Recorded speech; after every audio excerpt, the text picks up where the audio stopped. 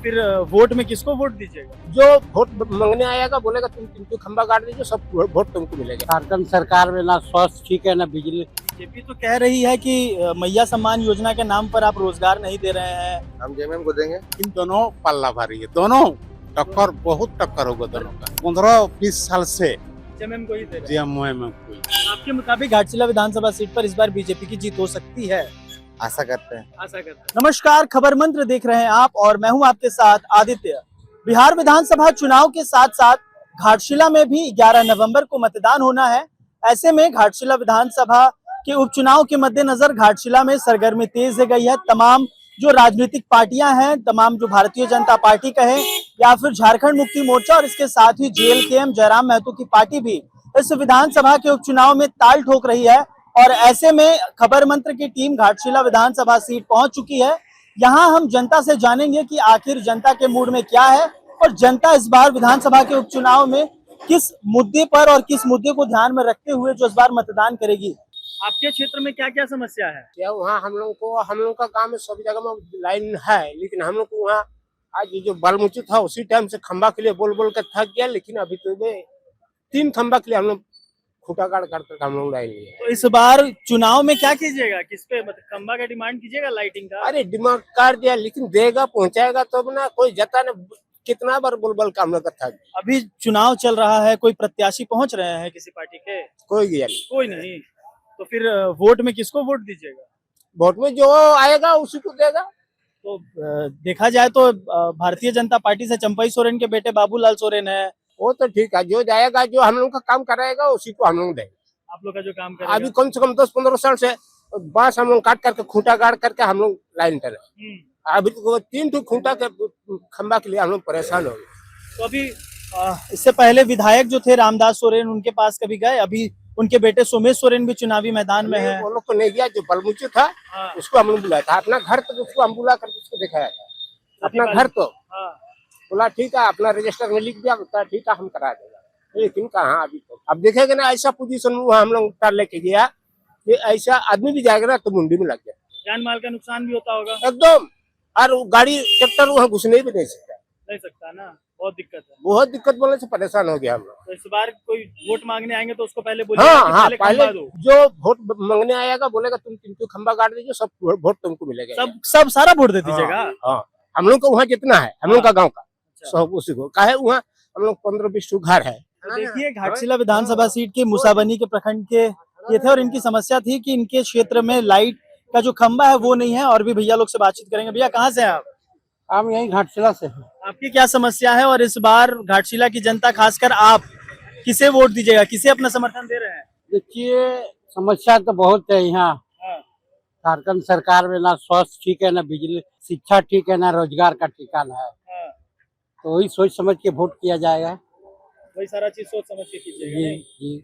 इससे पहले रामदास सोरेन थे, तो रामदास सोरेन, और बताया जाता है कि ये सीट झारखंड मुक्ति मोर्चा की परंपरागत सीट है। और कुछ काम हुआ है कि नहीं हुआ है? तो नहीं लगता है कि ऐसा कोई काम हुआ है। कुछ काम नहीं हुआ है। नहीं, खाली रूटीन वर्क हुआ है। रूटीन वर्क हो रहा है। रोड, रास्ता, बस नाली, यही हुआ है। नया तो कुछ नहीं दिख रहा हम लोग को। देखिए, चुनाव है और चुनाव में जनता ही मालिक होती है और जनता के पास तमाम जो प्रत्याशी है वो पहुंचते हैं।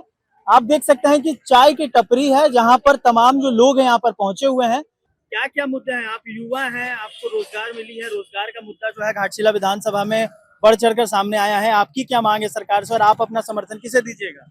हम जेएमएम को देंगे। जेएमएम को? हाँ। क्यों? जेएमएम में सबको अच्छा रोजगार दिया जा रहा है, अच्छा वैकेंसी निकाला जा रहा है, ऊपर से मैया सम्मान योजना का ये किया जा रहा है। बीजेपी तो कह रही है कि मैया सम्मान योजना के नाम पर आप रोजगार नहीं दे रहे हैं, काफी बेरोजगारी बढ़ रही है। वैकेंसी निकाल रही है ना, वैकेंसी निकाल रही है, बस माइंस खुलने की दे रही है। अगर हम लोग का घाटशिला विधानसभा में है, जितना माइंस सब खुल जाएगी तो सबको रोजगार मिलेगा। तो और भी लोगों से बातचीत करेंगे और जानेंगे कि इस बार घाटशिला की जनता के मूड में क्या है, घाटशिला की जनता चाहती क्या है और आखिरकार घाटशिला की जनता किसे इस बार के उपचुनाव में सीट पर बैठाएगी। क्या नाम हुआ था? मेरा नाम प्रणव रजक। कहाँ के रहते हैं? कहाँ रहते हैं? बनकाटी। इस बार के उपचुनाव में किसे अपना समर्थन देंगे?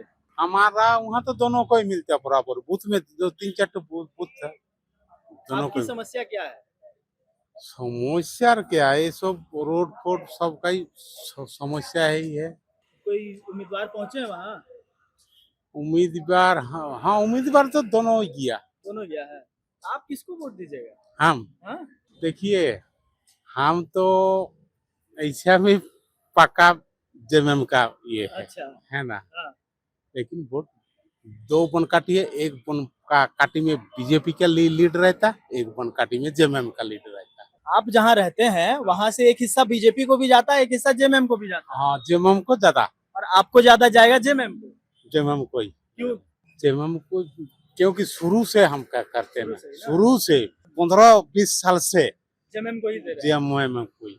अच्छा, तो बीजेपी से चंपई सोरेन के बेटे को उम्मीदवार बनाया गया है दूसरी बार। उसका भी फील्ड अच्छा है, अच्छा है ना? अच्छा है, मतलब माहौल दोनों तरफ से गर्म है। दोनों का गर्मा गर्म है। आपके पलरे में भारी कौन? कौन निकलेगा ये नहीं, लेकिन दोनों पल्ला भारी है, दोनों टक्कर, बहुत टक्कर होगा दोनों का। जयराम महतो का पार्टी वो सब नहीं, वो सब नहीं चलेगा।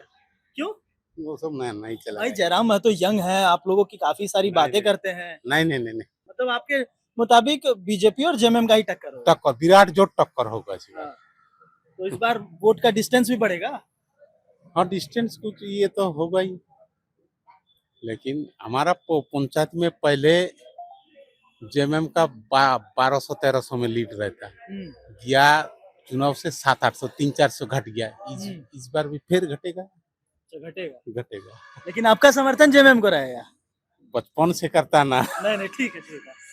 और भी लोगों से बातचीत करेंगे और जानेंगे कि उनकी समस्या क्या है और वो किस मुद्दे पे इस बार जो है विधानसभा में वोट करेंगे। क्या नाम हुआ भैया? सरवंत सिंह। कहाँ धलमुंगड़ के हैं आप? हाँ, धलूंगड़ के। आपके क्षेत्र में क्या क्या समस्या है? समस्या जैसे अभी इलेक्शन आ रहा है तो सब नेता लोगों को दिख रहा है, पूरा बाहर से रोहिंग्या लोग आके बस जा रहा है, सरकार कुछ कर नहीं रही है। इस पे ध्यान देना चाहिए सरकार को। आप देख ही रहे हैं बंगाल का परिस्थिति क्या होते जा रहा है। बंगाल में कुछ दिन पहले काली माँ को भी अरेस्ट किया गया। ऐसा परिस्थिति ना हो, इसको देख के ही मतदान करना चाहिए।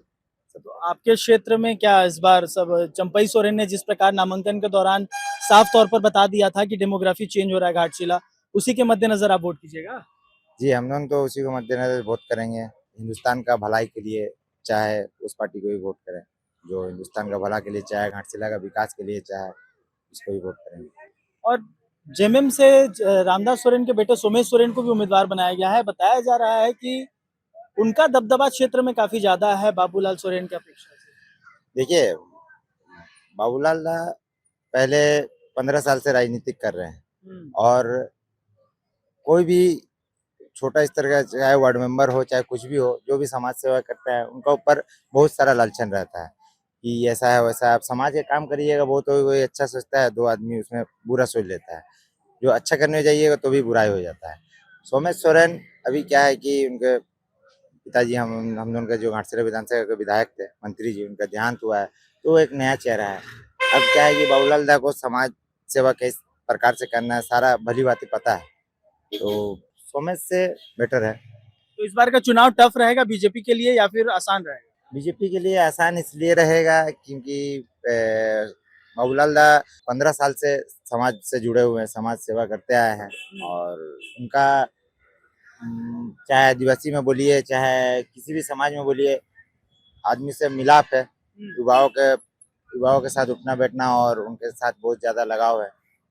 आपके मुताबिक घाटशिला विधानसभा सीट पर इस बार बीजेपी की जीत हो सकती है? आशा करते हैं।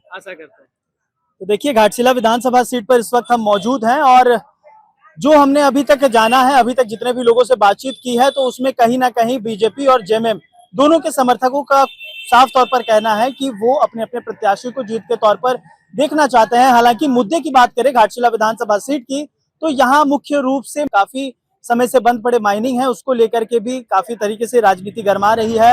इसके साथ ही रोजगार का मुद्दा भी काफी अहम बताया जा रहा है। फिलहाल घाटशिला विधानसभा सीट की बात करें तो झारखंड मुक्ति मोर्चा से रामदास सोरेन के बेटे सोमेश सोरेन को झामुमो ने अपना उम्मीदवार बनाया है, तो वहीं भारतीय जनता पार्टी यानी बीजेपी से चंपई सोरेन के बेटे बाबूलाल सोरेन को दूसरी बार भारतीय जनता पार्टी ने उम्मीदवार बनाया है। तो ऐसे में कहीं ना कहीं चर्चा तेज है कि इस बार भी मुकाबला भारतीय जनता पार्टी और झारखंड मुक्ति मोर्चा के बीच रहेगी। हालांकि जयराम महतो की पार्टी जेएलकेएम ने भी अपनी दावेदारी ठोकी है और उनके प्रत्याशी भी चुनावी मैदान में है। तो ऐसे में यह देखना दिलचस्प होगा कि क्या घाटशिला विधानसभा सीट त्रिकोणीय मुकाबला लेती है या फिर टक्कर जेएमएम और बीजेपी के बीच ही रहती है। फिलहाल इस वीडियो में इतना ही। हम अन्य जगह भी जाएंगे और अन्य लोगों से भी बातचीत करेंगे और उनकी राय आप तक पहुंचाने का काम करेंगे। अगर यह वीडियो आपको पसंद आया तो खबर मंत्र के चैनल को लाइक, शेयर और सब्सक्राइब करना ना भूलें और ऐसे ही तमाम जानकारियों के लिए देखते रहें खबर मंत्र। अपने सहयोगी अमृत टोप्पो के साथ मैं आदित्य सिंह, रांची।